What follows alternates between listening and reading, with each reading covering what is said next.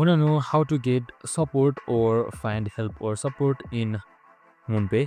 Well, no worries. In this video, I'm going to show you an easy step-by-step guide on how you can do it.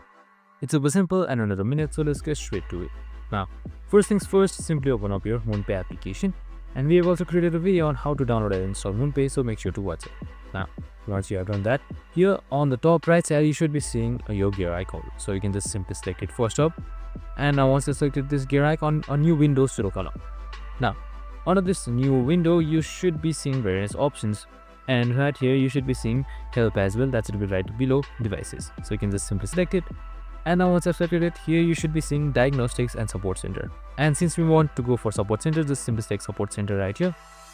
And you should be directed to our new browser where you can just simply type in your question right here. Hit towards top articles and also see some FAQs. So I'd recommend to just simply sort out your specific question right here. And you can also see other topics as well. And that's it, super simple and easy. This is how you easily find help in MoonPay. I hope this video helped. If it did, make sure to like, subscribe and tune in with us for more of these videos.